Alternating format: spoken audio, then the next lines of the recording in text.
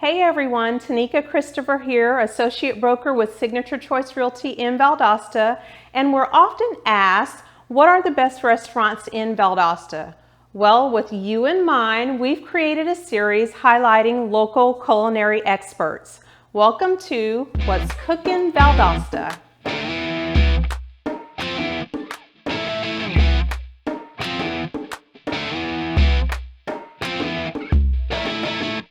Hey guys, I'm Janice. I'm here with James Miller from Jack's Chophouse, and today he's going to prepare for us a balsamic glazed salmon over mango coconut rice.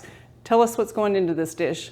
Well, into this dish there are quite a few many components. A couple of them, obviously salmon, rice, some onions, you need salt, pepper, a little bit of vinegar, some oil, mangoes, coconut milk. I'd say the smartest route would be to go ahead and start with your vinegar, your sugar, and your water, which is what you need to do a little bit of pickle. Not the balsamic vinegar, that would be very nasty over some onions. So if you had to measure this out, oh, whole bottle. Oh yeah, whole bottle. Once you pickle these onions, they do not go bad. Okay. So it's the same concept as seeing one of those old green bottles, which one bottle of vinegar, 1 cup of water. It's the same as seeing those old bottles of like peppers and whatnot at your grandmother's house or something like that. They are pickled. They do not go bad. I'm gonna set that over some high heat. Go ahead and let that start boiling. Go ahead and throw away my trash. Now, once it starts boiling, you're gonna add your sugar and then you're gonna throw it over your onions, which is what we're gonna prepare next. Now, I recommend having 2 bowls. One of them, obviously, a little bit smaller than the other one, for a submersion tactic. So, go ahead and julienne our onions. I love how convenient that is. And you would always use the red onion for this? You can honestly use any onion, you can use any jalapeno, you can use any pepper you want. This pickling technique works with a lot. However, for mine, because I love the, what is it, it's not necessarily as tart as a yellow onion, but red onions just to me have a lot more potent of a flavor, as you can smell. I don't know if you I can smell it from here. Smell it. It's got a beautiful, beautiful flavor, especially when pairing with something sweet and savory, fruity. It has something that adds to your back note on your palate that's just mind-blowing. All right. Nice.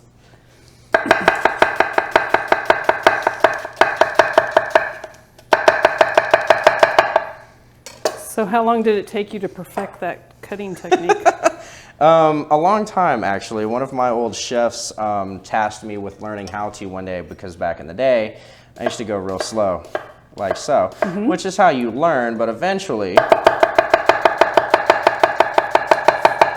And you still have all your fingers. Practice makes perfect. Well, now, onions are cut, vinegar is boiling.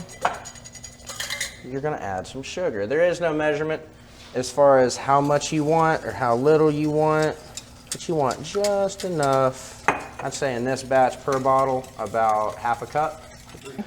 All right, now while we wait for the vinegar to finish doing what it needs to do, which is only gonna take another moment or so, go ahead and get the rice going. All right. Now, I don't need necessarily know if I need to add that one. Where did the rice go? All right, so I have measured out 1 cup of rice. Anybody that cooks should know 2-to-1 ratio. So 1 cup of rice is gonna take 2 cups of water. All right, but in this case, I'll be doing something a bit different. So instead of doing 2 cups of water, I'm gonna do 1 cup of regular water and 1 cup of coconut milk. So why the coconut milk? The coconut milk, or you can use anything as far as milk, cream, stuff like that whenever you're cooking rice or grits. And it acts as a substitute, giving your rice or grits or whatever you're doing a little bit of a different flavor. It's, I guess you would call it a fusion technique of sorts. But as you can tell, looks just like regular rice, like it would before you throw it into the oven. Now, for this rice, I'm gonna throw a few pieces of mango. Okay. We'll cut those up, throw those in there real nice.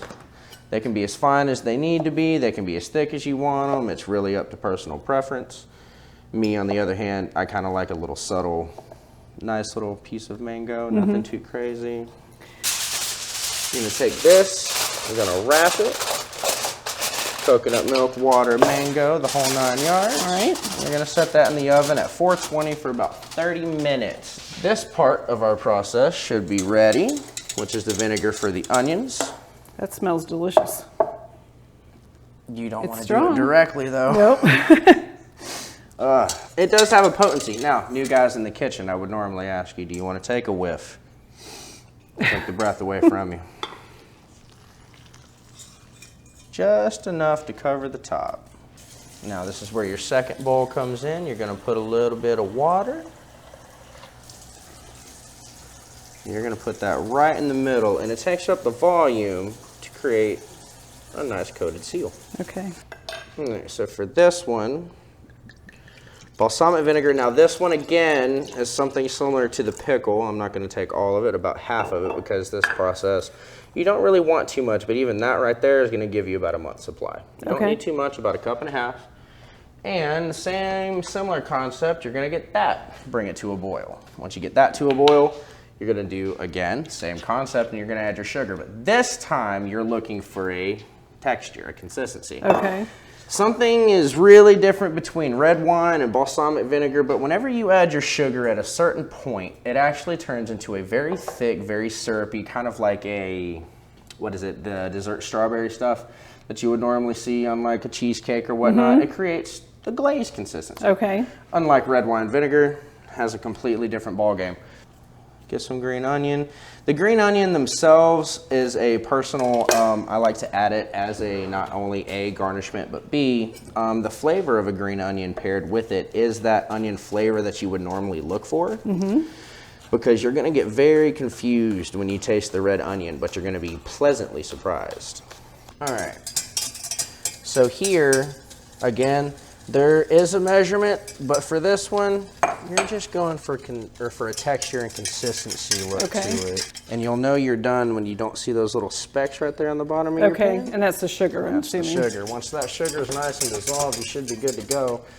And that is the same thing that sugar does. Well, not the same thing. It's what sugar does when it gets really, really hot.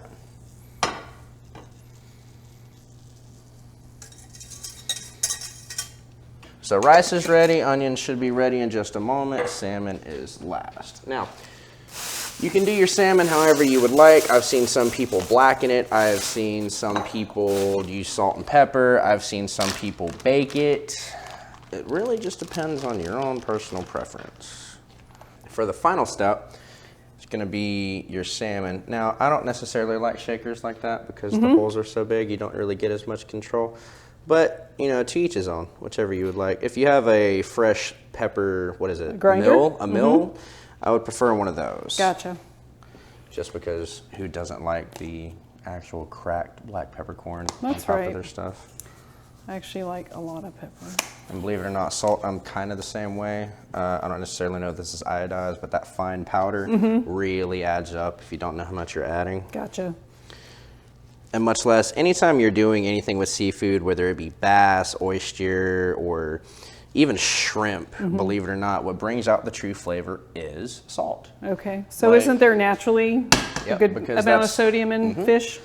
Well, seafood. Okay. Seafood. When it comes to other fish, it really depends on where they're from. Okay. So now if I'm not mistaken, yep, nice and hot. And like I said, while this is slowly cooking, because that is going to take just a few minutes, I'm actually going to lower that back down to 5 one more time. I'm actually going to flip it. And there's that beautiful golden brown sear everyone looks for on their salmon. That looks perfect.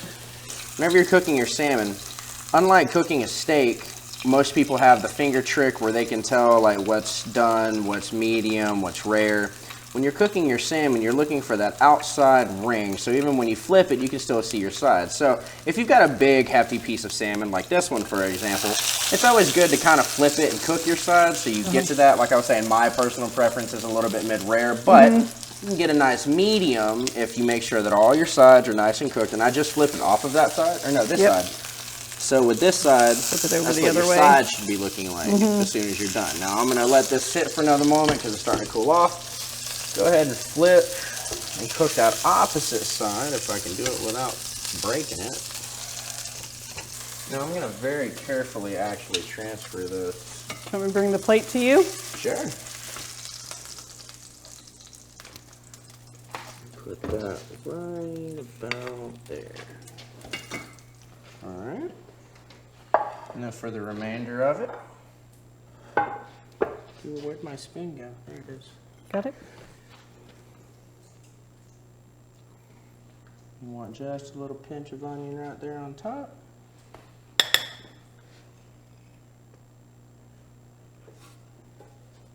This is the good stuff.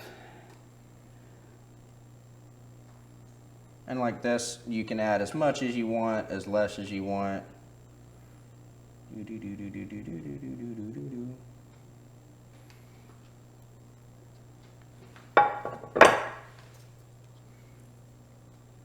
there's your dish. Very nice. We want to thank everybody for tuning in here today on our very first episode of What's Cooking Valdosta, and we want to thank James Miller here from Jack's Chophouse for coming in and preparing this wonderful dish for us, balsamic glazed salmon over coconut mango rice. It was absolutely delicious, and I get to finish off this dish. This is mine. Y'all got to go get your own.